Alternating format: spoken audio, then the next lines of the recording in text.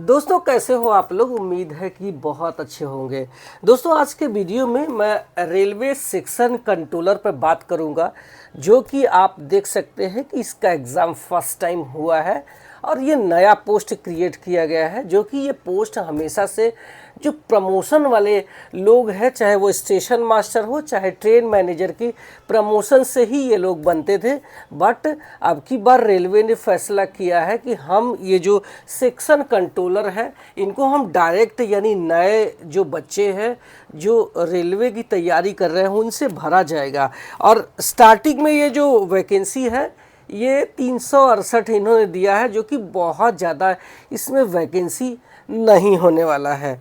इसका जो एग्ज़ाम का जो पैटर्न है यानी कि जो सिलेक्शन प्रोसेस है उसमें एक ही सीबीटी रहने वाला है और उसके बाद आपका साइको होगा जिसको हम सीबीएटी बोलते हैं, और उसके बाद आपका डॉक्यूमेंट वेरिफिकेशन, इसके बाद मेडिकल हो जाएगा जो कि A2 मेडिकल हो जाएगा। तो अगर आप चश्मा लगाते हैं तो ये पोस्ट आपको नहीं मिलने वाला है, चाहे भले ही आप इस एग्ज़ाम को पास कर जाए।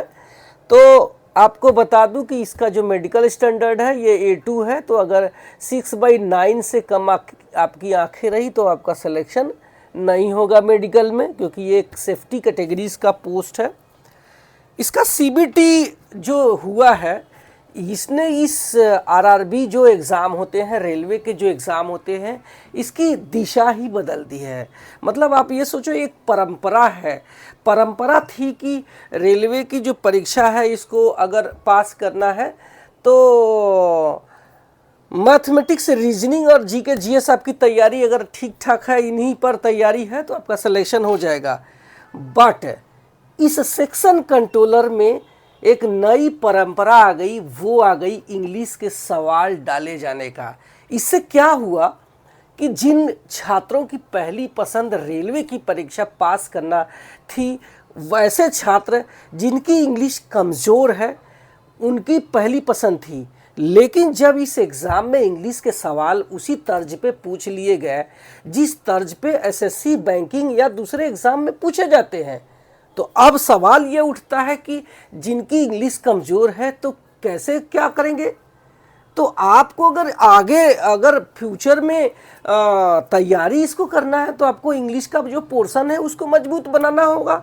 अच्छा, रेलवे ने जो एग्ज़ाम पैटर्न दे दिया था सेक्शन कंट्रोलर का, ये कोई नया नहीं है। ऑलरेडी इन्होंने नोटिफिकेशन दिया तो उन्होंने बता दिया कि देखो भाई हम इसमें कुछ सवाल डालेंगे जो कि इंग्लिश से रहेंगे, वो भी कंप्रिहेंसिव रहने वाले हैं। तो उसी से सवाल पूछे गए थे। तो जिन बच्चों ने अपने जो सिलेबस है उस सिलेबस के अकॉर्डिंग अपनी जो तैयारी अगर किया होगा तो इन्होंने अच्छा स्कोर किया होगा। लेकिन जिनको लगता था कि हम एक ही जो है तैयारी पर रेलवे के सारे परीक्षा पास कर जाएंगे, तो उनके लिए थोड़े से यहाँ पे मुसीबत खड़ा हो गई, क्योंकि उनमें जो है जो रेलवे की परीक्षाओं में सवाल पूछे जाते हैं वो मोस्टली मैथमेटिक्स, रीजनिंग और जीके जीएस से पूछे जाते हैं। लेकिन ये इंग्लिश के भी सवाल डाले गए हैं। उस पर भी बात कर लेते हैं कि कौन कौन से सवाल किस सब्जेक्ट से थे।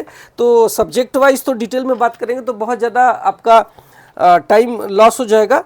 तो मैं यहाँ पे बताता हूँ कि इसका जो सीबीटी था, एक ही सीबीटी होने वाला जिसमें 100 सवाल पूछे गए हैं, और इसके लिए आपको पूरा 2 घंटे का समय दिया गया है। टाइम काफ़ी है, अच्छे से तैयारी अगर करते हैं तो आपके लिए टाइम सफिशिएंट है। 1/3 का निगेटिव मार्किंग है तो आप तुक्का नहीं लगा सकते हैं, ये बातें नोट करने वाली है। इस 100 सवाल की बात करूं तो मैथमेटिक्स के 60 सवाल पूछे गए थे।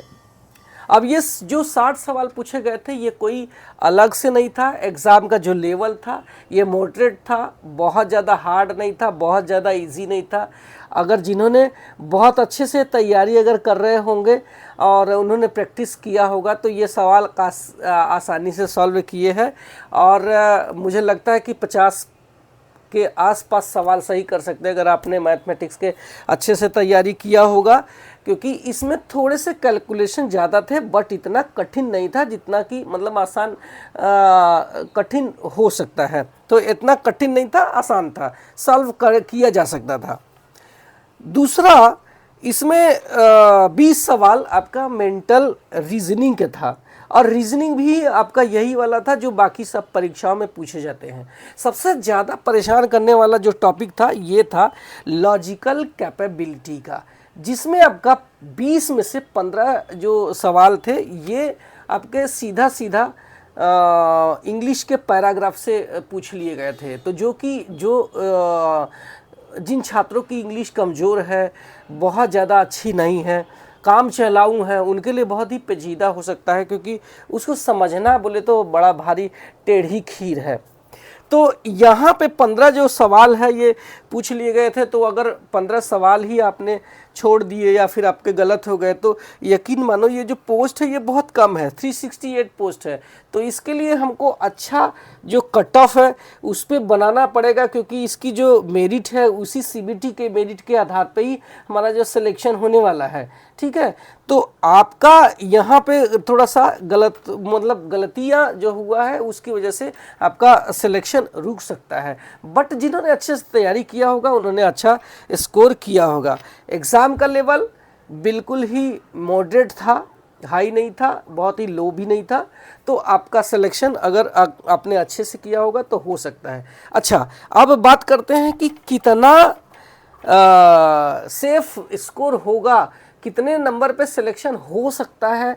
क्योंकि मैंने जो छात्रों से बात किया है, जो हमारे फॉलो करते हैं, जो हमें सब्सक्राइब करते हैं, तो उनके जो लोग एग्ज़ाम देने वाले हैं तो उनसे मैंने भैया बात कर लिया कि एग्ज़ाम देने के बाद मुझे बताना। तो मुझे बताया कि क्या क्या सवाल और कैसे लेवल थे, तो इसी पर मैं बात कर रहा हूँ।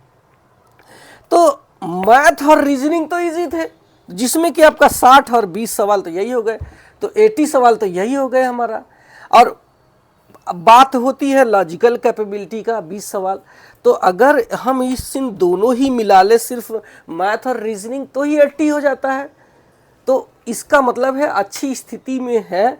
लेकिन इस सीबीटी से 8 गुना बच्चे अभी सिलेक्शन पाएंगे, किसमें, सीबीएटी के लिए, साइको टेस्ट के लिए। तो एक सीट पर आपका जो है 8 गुना बच्चों का सिलेक्शन होने वाला है सीबीएटी के लिए। तो उसी आधार पर जो हमारी बात हुई, तो हम ये एक एक्सपेक्टेड मान के चलते हैं कि इतना नंबर अगर आपका है तो ये मान के चलो कि आपका सीबीएटी के लिए सिलेक्शन हो सकता है। तो अगर आप यूआर यानी अनरिजर्व में आते हैं तो मान के चलना कि 80+ स्कोर आपका हो सकता है। एससी में आते हैं तो 70+, एसटी में आते हैं तो 65+, ओबीसी में आते हैं तो 75+, और ईडब्ल्यूएस में आते हैं तो 73+ अगर आपका मार्क है तो आप ये मान के चलना कि आपका सिलेक्शन हो सकता है। तो ये जो है आपका रहा एग्ज़ाम एनालिसिस। तो अगर आप फ्यूचर में सेक्शन कंट्रोलर बनना चाहते हैं तो मैथ, रीजनिंग और आपका जनरल अवेयरनेस, जिसमें जनरल साइंस और आपका जीके शामिल है, इसके अलावा अपनी जो इंग्लिश है इस पे अच्छी पकड़ बना के रखना, ताकि आपका सेक्शन कंट्रोलर का एग्ज़ाम इन फ्यूचर जब भी वैकेंसी आती है, चाहे अगला, तो उसमें आपका सिलेक्शन आसान हो जाए। क्योंकि सेक्शन कंट्रोलर एक बहुत अच्छी पोस्ट मान सकते हैं, जिसमें अच्छी खासी सैलरी और आपका अच्छा खासा रुतबा मिल सकता है। उम्मीद है कि ये वीडियो आपके लिए हेल्पफुल लगा होगा। हेल्पफुल लगा है तो क्या करना है, आपको सब्सक्राइब करके जाना है, क्योंकि मैं यहाँ आपके फ़ायदे की बात करता हूँ। Thank you so much.